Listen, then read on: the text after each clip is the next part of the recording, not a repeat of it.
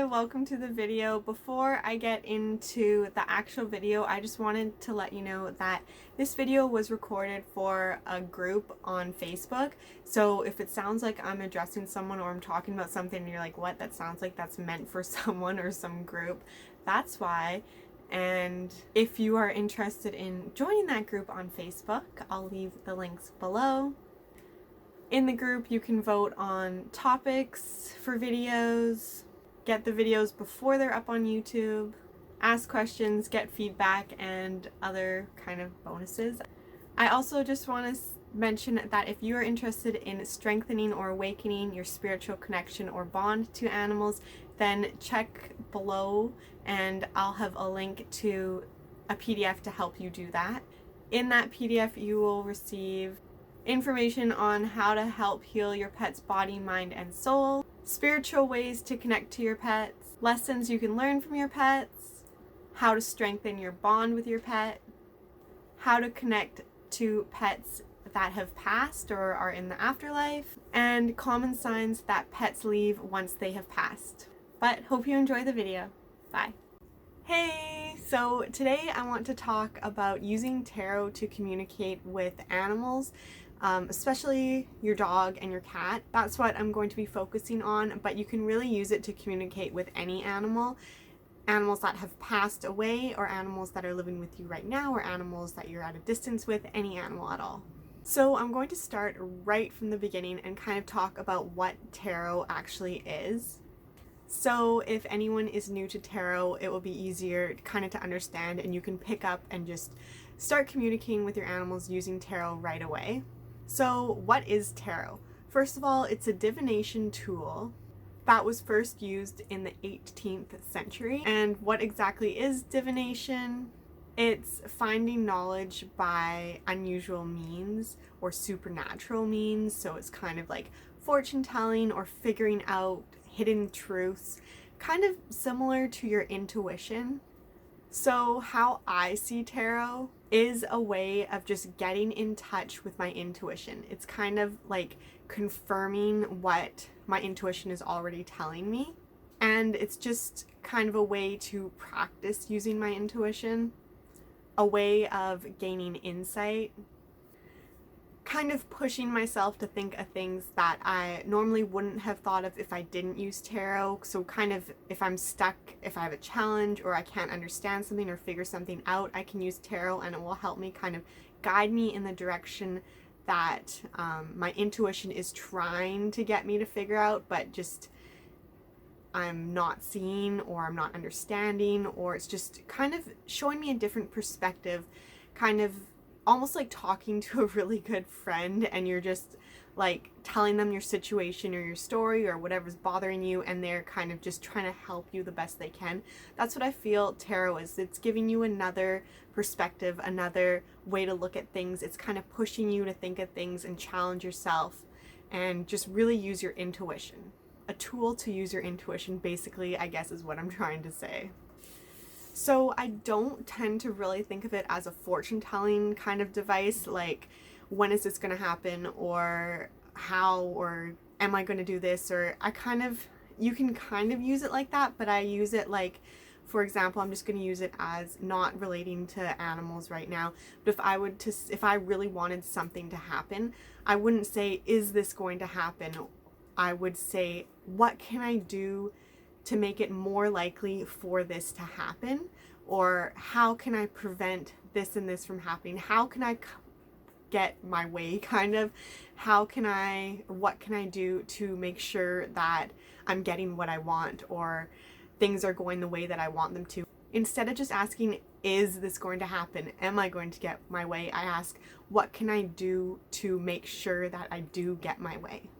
So kind of like tying the manifestation and law of attraction and all that stuff into tarot is just another tool to help you manifest and stay in alignment and figure out the best choices and the best decisions for you. And yes, tarot will tell you, if you ask, like, I don't know why I can't think of anything specific right now, but if you would ask something like, is this going to happen to me? Tarot might tell you, this isn't something that you should have, or if you really want this to happen to you, I'm warning you now that it's not right for you, or it's not something that you should want to have. And that's kind of a difference that I see between tarot and oracle cards. Oracle cards are they're more friendly, I feel like, which is why I feel like a lot of people maybe shy away from tarot cards. But I don't see tarot cards as having any bad cards. Everything, like some people, like there's the Death card and the Tower card and the Devil, and sometimes those are seen as kind of negative cards, or the Three of Swords are often seen as negative cards, and I don't see any card as negative. I also don't use reversals. I kind of consider the card as a whole, so I consider the bad side and the positive side of each card. But then again, I don't really feel that there is a bad side to each card, because everything's trying to point you into the best direction. It's not always what we want to hear, it's not always what we hope or want, but it is what's best for us. And tarot can be kind of blunt like that, and it can also be kind of confusing because there's so many angles to kind of consider. But I'm going to try and break this down for you so it's a lot easier. And it is easier, I feel, to read tarot for animals than for yourself. For yourself is definitely the hardest. It's easier to read for other people, and just because you have so many hopes and desires and dreams that you want, it's hard to get the truth, or get to the truth, harder to get to the truth. So overall, it's just a really good way to do some soul searching, to get in touch with your intuition and kind of challenge yourself and look at things in a different perspective and a different way. And I just want to say that everyone is capable of reading tarot. You don't have to be gifted, you don't have to be super intuitive, you don't have to memorize all the cards and know all their meanings. There's 78 cards in every deck, and it's just something that takes practice. It's really what helped me learn to communicate with animals, and in a more intuitive way, because as my background as a dog trainer and a cat behaviorist, I understood animals more in a scientific way. And then when I combined tarot, it really helped me with my intuitive understanding of animals, and the two just really complement each other, and you get a really good understanding of how to help animals and what animals are trying to say to you. Most of the time though, you may be going in trying to help your dog or your cat work through some anxiety or some training issue that you've been having, and you find that your animal is just trying to help you, and your animal ends up helping you more than you end up helping them, which I feel like us in this group here, we probably all already know how much your animals help us. So that was an introduction to tarot, and now I'm going to kind of break down the cards a little bit more. So if you're still new to tarot, this will be good, and if you know tarot, it'll just kind of be a reminder or a refresher, like this whole introduction has been so far. I promise I'll get there about reading animals with tarot. But okay, so every tarot deck has 78 cards, and oracle decks, they can have any amount of cards, but it's usually quite a bit less than 78 cards. But every tarot deck has to have 78 cards, and then those cards are split up into 5 sections. So the major arcana is one section, and then the rest of the 4 sections are 4 suits. So in different decks, the suits are often called different things. Most tarot decks, the major arcana, all the titles are the same. Sometimes they're different though, but which kind of gets confusing, especially when you're learning to read tarot, when you switch between different decks and they have different names, but they all have the same meaning, and the names are usually changed to kind of fit the theme of the deck. And so the 4 suits, so there's the major arcana and then the 4 suits. The 4 suits are in traditional, usually pentacles, wands, swords, and cups. Sometimes pentacles are called coins, sometimes wands are called rods, but I usually just go by pentacles, rods, swords, and cups. Sometimes cups can be called chalices too. So it does get confusing, but you can kind of see that wands and rods, they're the same thing. Pentacles and coins, they're just round discs. So you can kind of figure it out. But each of those 4 suits correspond with an element. So fire, water, air, and earth.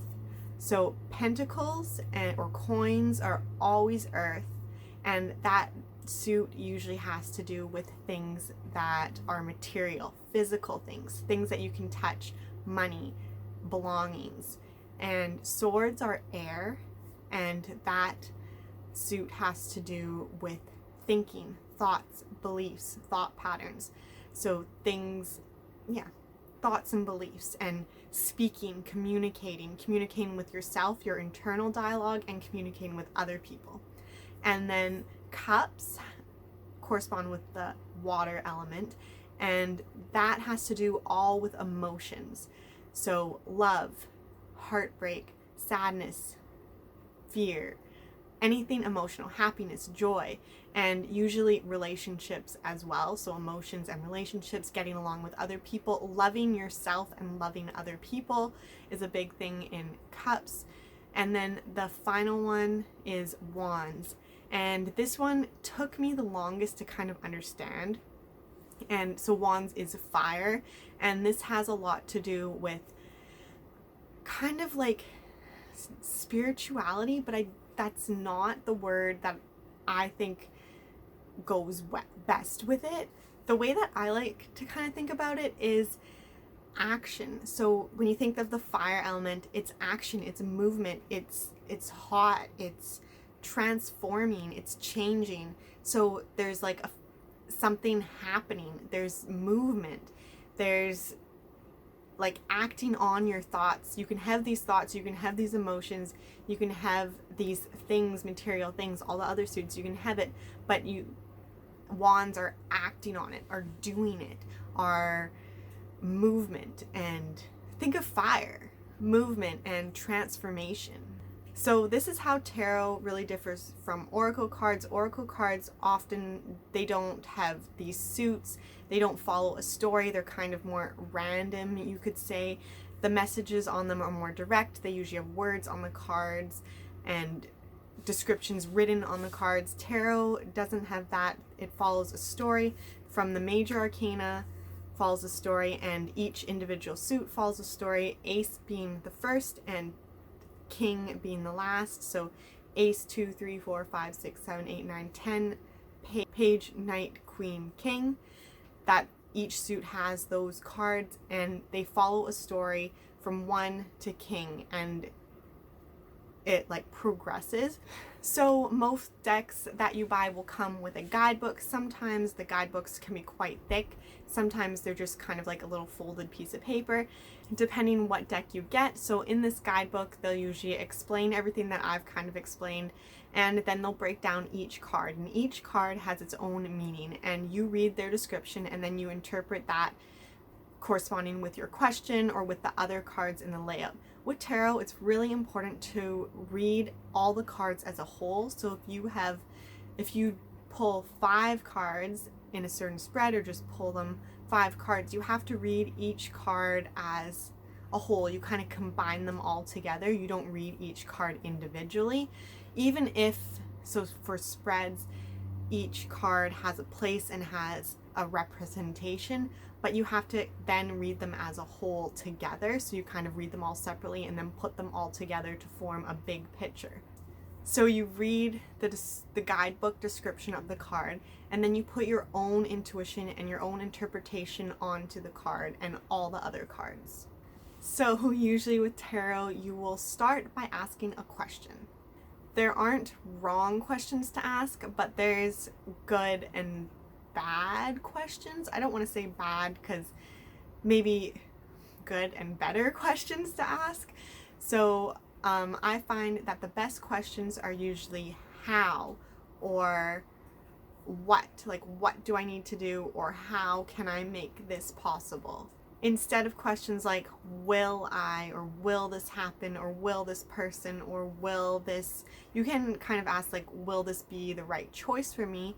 Or you could ask, how can I make the best choice? Or what do I need to do to figure out what my best option is? Asking the right kind of question, or a good question, or a better question, will just help you interpret the cards better. If you kind of ask just a big open, like, will this happen? or will I get this, or will this person do this? It's really open-ended, which makes it harder, I find, to interpret the cards, especially when you have more than one card. If you just pull one card, then those kind of questions might work a little bit better. But if I do that, I always find that I just have more questions that I want answered, and I have to keep pulling more cards to get the question. But if you narrow down your question really well, or you ask a really good question that is actually what you want to know instead of something broad, then you're just going to get a better reading and you're going to understand it better. One of my favorite questions is, what do I need to do to make sure that I'm in alignment with whatever I want my desire to be? So like, what do I need to do to make sure that I will get this, or I will have this? Or how can I get this? Or how can I have this? Or how can I understand this? What do I need to do to make sure that I am in alignment with my desire or with my goal that I'm working towards? So once I have my question, I'll kind of just sit and kind of meditate on the question a bit. So by meditate, I just mean kind of close my eyes, just relax my body, get really calm, take some deep breaths, and just kind of ask the question in my head and just relax and see what comes up. And usually nothing does. Usually I'm just breathing and just relaxing, getting all like the anxiety and the worry and the fear around the question, or whatever I have to do with that question, all the hopes, like, oh, I hope this happens, I hope that I have to do this, or that this person will do this, just getting all that out and just trying not to think about it, and just focusing on the question and thinking that whatever my answer is going to be, whatever the cards tell me, is going to help me be happier in the end, in the long run, and help me get closer to what I actually want, even if it's not what I want to hear right now. And then once I feel kind of relaxed and just accepting whatever's going to happen is going to happen, and I'm going to be happy with whatever happens, that I don't have attachments or biases to this question or hopes, I can start shuffling the deck. And I'll usually shuffle a deck. I usually shuffle for pretty long. Like, it takes me a while to kind of get into it or really feel confident that I kind of meditate more while I shuffle. So for each question is different, for everything's different, and for everyone's different. Some people only shuffle for like 2 seconds and they're good. I feel like I have to kind of sit and meditate on it and shuffle for a few minutes. And then I pull my cards and lay them out in a spread that I've chosen before. I don't always use a spread. Sometimes I'll just pull cards and just, usually while I'm shuffling them, I'll decide, okay, 3 cards. Or while I'm shuffling them, I'll think of the spread, often past, present, future, or what I need to know, what I need to do, what the outcome, the energy surrounding the outcome right now. And with outcome cards, always remember that the outcome can always be changing. If you pull a card and you don't like the outcome is always changing. So if you get something that you don't like in your outcome card, you can pull a card and say, how can I change this outcome so that I like it better? So there's no final kind of thing like, this is it and this is what's happening. You're always changing your future by your present actions and what you're doing in the moment. So don't be scared if you get an outcome card that you don't like, or if you don't like your reading and you think, hey, I'm doomed, this is it. Ask tarot what you can do to get the outcome that you desire. So if you're brand new to tarot, this might sound confusing. I don't think that everyone here is brand new. I definitely think that there's people here that use tarot regularly, but I just wanted to get kind of that out of the way, and I'm going to show you now how you can talk to animals and communicate with animals using tarot. So I'm going to be using my own deck. This is the Dog and Cat Communication Tarot deck. So I made the artwork for the deck and I wrote the card descriptions. So this is the deck, and this deck is really special and different because some of them are backwards there, because the card descriptions are all written for animals. So the purpose of this deck is to speak and communicate with animals. Of course you can use it on yourself, but you wouldn't really be using the guidebook. This is the guidebook that comes with it. Well, the hard copy doesn't come with it. You have to order that separately, just because, trust me, I wanted to put the hard copy with the deck when you bought it, but look how thick it is, because each card has a pretty big description, and it was just way, I felt like I'd have to ask a lot of money because it costs a lot to just produce this book and then to ship it, and then to it was just easier. I thought it would be easier for people to choose if they wanted to add it on to the deck when they bought it. Yeah, then people wouldn't have to pay extra, because you will get everything in here you get just in like an ebook, like a downloadable PDF when you buy the deck. So you get it all anyway. It's just for the hard copy, it made it cheaper for me to make it so that you could decide if you wanted to add that on as an additional purchase. So we're going to be using this deck, and yeah, it is available in my Etsy shop in case you're interested. If you do get the book, there's a long kind of introduction. It's a few pages, and it kind of goes into everything that I just briefly talked about in the beginning about how to read the deck, and it really is a manual for the deck. So if you're new to tarot, you don't have to worry about not knowing how to use the deck or not being able to read it, because it really helps you understand how to use the deck. You can really use any tarot deck. You don't have to be using this one to communicate with animals. You can use any tarot deck at all. It will just be different. It will be a little bit harder because you'll have to interpret the meanings yourself. You won't have the meanings written and described in animal form. It'll be in the traditional human form, which is what makes this deck really unique. So you can use tarot for animals that have passed or animals that are living. Animals love to communicate with us, and they try often, but it's hard for us, especially when we have kind of our daily life. We have a lot going on in our lives. The average person usually doesn't see the signals or the signs. And this is Penny here, if you can see her, I don't know. See the signals or signs of our animals trying to communicate with us, but they're always trying. They have lots to say. They want to help us, and they're always just kind of there for us, trying to communicate with us, waiting for us to listen. But again, it can be hard to hear them, and it can be hard to understand them, which tarot really helps us both hear and understand them. And once we start communicating with them and talking to them more, it really opens it up, and your animals will do it more and more often once they realize that, hey, you're paying attention. So in the book, in the manual, I go into a lot of detail about animals' energy and how their energy affects us and how we affect their energy. But just kind of a basic understanding is that the cards will help us tap into the animal's energy and our energy as well. So in each of the descriptions here in the book for the cards, I have combined kind of positive training reinforcement techniques with just animal behavior in general and with the traditional tarot meanings. So each card still keeps kind of the traditional meaning behind the card, except it's turned and related and twisted into coming from an animal's perspective, or what an animal would feel or think or want in that situation. First, we're going to keep it really kind of basic. When you want to do this kind of on your own or at another time, some good questions can be, what does my dog want to know about our daily routine or his daily routine?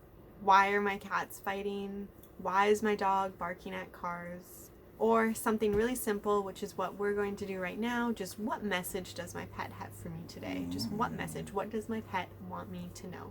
And I don't know if you can see the movement down here, but let's see. There's Penny and Millie. They're both down here with us. Millie. There's Millie. So once you have your questions, you can kind of pick what appropriate spread that you want to use. So if you get this book, you can find pet spreads online. So spreads are basically just ways that you're going to lay out your cards, and for each spread, each card, so card 1, 2, 3, here it would say what it represents.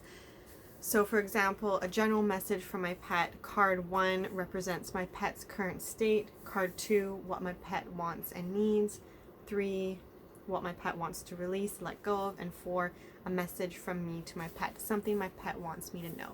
So that's the first spread, that's the really general spread, and then the other spreads, relationship, my pet and another animal, relationship, human-animal bond, and a specific question about a specific situation. That's a larger spread.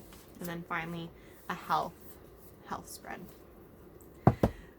So, for this demonstration, we're just going to be using just a simple what message can I get from my pet. And this is going to be a message from a living animal, and then we'll do a past one later. So once you have your question, just kind of visualize your animal. They don't have to be with you, they don't have to be near you. Of course, it's great if they are, but they don't have to be. Just visualize them, think of them, picture them, ask your question, shuffle your cards. So this is the spread that I'm going to use.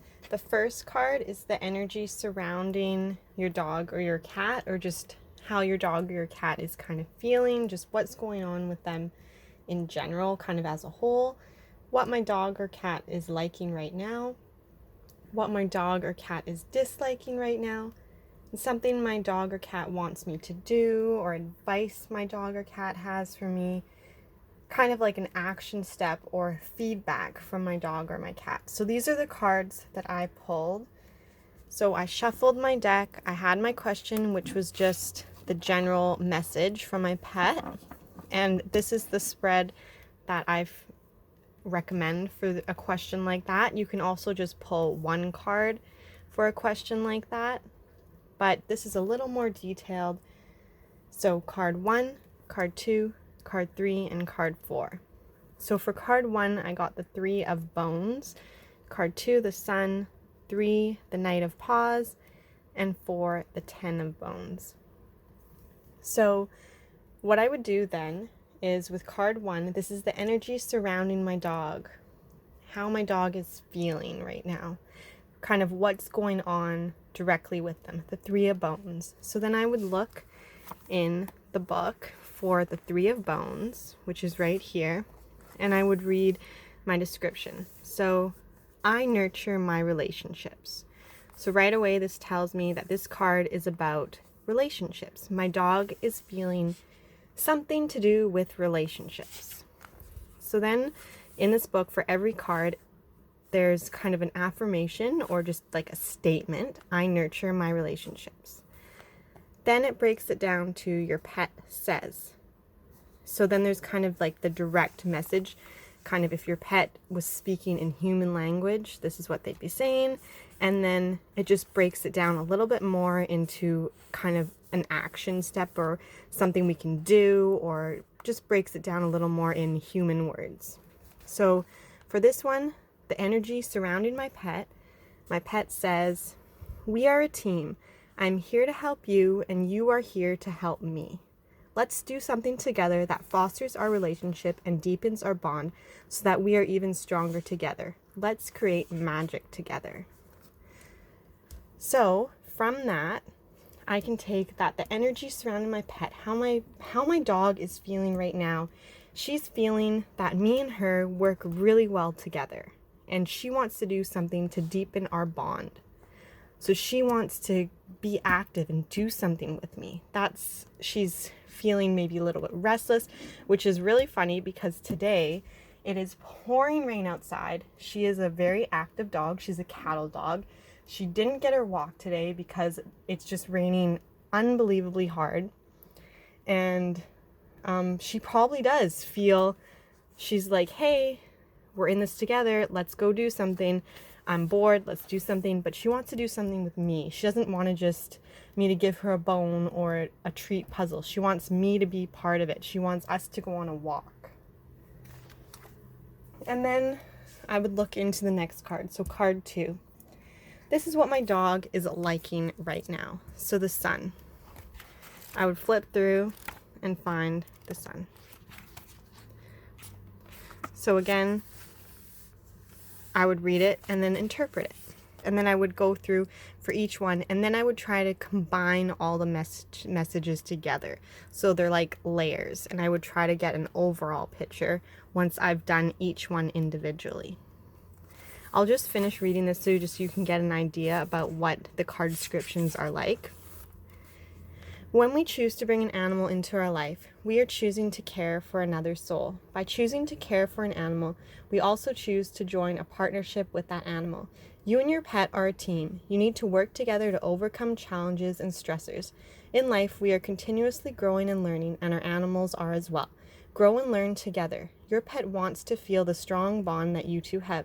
Just as all relationships take work, so does your relationship with your pet. What can you do together to strengthen your bond and grow your relationship? Perhaps enroll in a new training class, take a long hike in nature together, or simply meditate next to each other. So every card has that kind of description, and each one is very different. But they're all pet related like that. So that's a sample reading. Now, we're going to do a different reading, one on a pet that has passed. So this is a reading that I would do on a pet that is still living. And now we'll talk about communicating with a pet that has passed. I find that it's easier to use the spread that I'm going to show you to connect with past pets. When connecting with past pets, it can be really hard if they've recently passed and your emotions can kind of get in the way. If you can look back and smile on the memory of your pet, then you know you're probably ready to do a reading on them. But if you're still very emotionally upset, your reading probably, well, no, it may not be. It might be fine, but I find that it's harder to get an accurate reading for when you're still really emotionally upset. So I find it easier to do it for a pet that has not passed away recently, a pet that has passed away however long ago that you feel you're no longer grieving over them, which is different for everyone. Again, I'm not going to have a direct question. I'm just kind of going to ask for a message. But this time it's going to be from my dog, Roxy, that has passed. She was passed about 3.5 years ago. She was a miniature pinscher. So sometimes it can be helpful to look at a picture of the animal that you want to connect with. First, just try to tap into their energy by thinking of them, their personality, how they acted, little quirks that they may have had. Just think about them in any way that makes you smile and sit with those memories for a bit. As I said, I like to shuffle as I kind of sit with those thoughts. And this is just how I shuffle. I don't do like that kind of shuffle.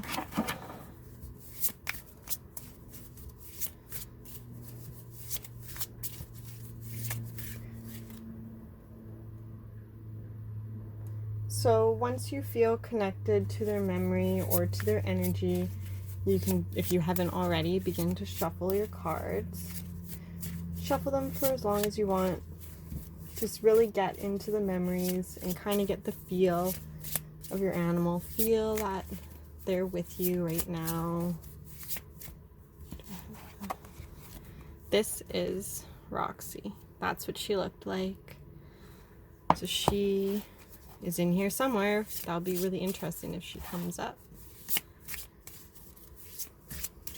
Again, we don't have a specific question. We're just asking for a general message. Once you feel you're ready to stop shuffling, you can pull the cards on top and lay them down. So we're going to have 3 cards for this spread. So everyone kind of has a different way. Some people just will pull the card off the top. I always cut the deck. I don't know why. That's just how I was first taught, into 3 and then stack them up. So we're going to do the cards 1, 2, and 3. So the first card here is where your pet is right now. Energetically, where their soul is, the energy surrounding them, kind of just what's on their mind right now, or what their soul. Wow, the 3 of Bones. Again, you saw me shuffle that from the first time. Okay, how can I connect with my pet's soul? What can I do to connect or feel close to them? Or how can I connect with them now that they've passed? What can I do to feel close? Feel a connection. The 7 of Paws. And the last card, just simple advice or guidance from my pet. Just kind of what kind of advice, what can they tell me? What guidance can they tell me? 5 of Paws. So, we can open up the book. Again, often people memorize it, but with this, for this example, I'm just opening up the book. If you know the 3 of Bones are the 3 of Pentacles, then you already kind of understand what this card's about. So we already read this one, so we're going to go now. Since this is almost in the same position as the first card, but it's a different animal, it's a different pet that I was reading, so it's going to have a different interpretation. And how I read this card is going to, these cards influence how I read this one. So as this one I said, oh, it's raining, and she's probably feeling like we should get out and do something. She wants to be active, she wants to do something with me. This is going to be very different for Roxy because she's passed. So these are going to help me interpret this. So I know that this card is about doing something. She wants to get out and do something. Maybe Roxy wants to do something with me as well, but it's going to be in a different way since she has passed. This card, how she wants to connect with me, that will probably help me understand this card better. So that's just the thought process that I have when reading tarot and when reading these cards, even though it's the same card in almost the same position, but it's for a different pet, which I find really interesting, which might be another whole meaning in itself. You saw how long I shuffled this, and it came up, and I even cut the deck. Like, what are the chances? 78 cards, and that one comes up. So I don't know. Oh, 7 of Paws. I forgot what card I was looking up. So for this next one, that will help me interpret this. So let's see what that one says. I can critically assess situations. Your pet says, I understand what you want me to do, but I don't always agree with it. Sometimes I can be a little naughty because I'm bored. Often our pets understand more than we give them credit for. They usually know which behaviors we like and those we don't want them to do. Sometimes they will wait until we turn our back to steal the food, or wait for when we aren't home to sleep on the forbidden couch. Animals are capable of being strategic. It can be easy for us to let them get away with behaviors. They think critically about how your pet may be betraying or deceiving you. Animals are smart and can find ways to get what they want. Most of the time, we need to give them more credit. They understand a lot more than we think. Are there any areas where you can challenge your pet? Often when we provide our pet with mental stimulation, unwanted behaviors are reduced and our pet feels more satisfied. So that is how I can connect with my pet's soul. How can I connect or feel close? So I would think that Roxy is trying to tell me, she's definitely trying to tell me to do something. Here she's kind of saying, I'm bored, I want stimulation, but she's passed, so that can't be the direct meaning. Maybe she wants me to have this kind of do something. She wants me to do something creative, and she wants to do it with me. She wants to maybe energetically help me do something different and creative. So we'll go to the next one. Advice or guidance. So this should tie in, help me tie it all together. I have clarity during disagreements. Sometimes I don't understand why you make me do certain things. I try to avoid anything that makes me feel uncomfortable. If you want me to do something, try to communicate with me why it is important and why it will make you happy. I want to make you happy. Help me understand why we do some things that upset me so that I don't have to fight for you. Okay, I'm not going to read it all, but just from this card and just from a quick look at it, if I was really wanted to interpret this and get more into it, I might even get a journal and just start writing and seeing what comes up if I'm not too clear on what Roxy here is trying to say. But from this card and just combining them together, I would say that Roxy wants me to do something that this is the advice that she had or guidance that she had for me. She wants me to do something that I feel uncomfortable with. And that is something that, so this is the doing something. She wants to help me do something that I feel uncomfortable with. And that uncomfortable thing is something that I just really don't want to do. I'm kind of maybe lying to myself a little bit. This card is kind of like being a little mischievous. So I have to think more into that. And if you're really stuck, you can shuffle again, pull another card off, or some people like to turn it over and look at the back. You kind of figure out what, oh, interesting, 5, 6, 7, kind of figure out what, make your rules before you go, kind of thing. Like, some people like to just pull another card. Some people will completely shuffle and re-pull while leaving these here, and some people will turn it over and look at the back. Kind of figure out what your strategy is before going into it, because then you'll just kind of be looking for doing whatever cards kind of match what you want to hear or what message you want. I hope you enjoyed this kind of how-to and just talk on tarot. If you have anything that you would like to add to the conversation or any questions, I want to hear your perspective on tarot, how you use tarot, and just anything that you want to comment or ask about anything that I've said. Please let me know in the comments, and maybe we can do another video, or there can be a Q&A, or whatever comes up, we'll see, take it from there. Also, if you do use these spreads, please share in the group, and if you need help to answer any questions, show what cards you pulled and lay your cards out in the spread, show what you got, and we'll help to kind of interpret it or understand it. If you're new, it can really help to see how others interpret cards after you have done it. And yeah, we're just here to help each other out and share and to learn. So be sure to show what you've done. Post pictures of your spreads, whatever deck you're using. Share what decks you like. And if I've heard that often whimsical or children's decks are really helpful with pets. They're more relatable. They get kind of that fun, playful energy that animals have. So if you have a deck that you do often use when reading for pets, just post a comment or start a whole brand new post and just let us know.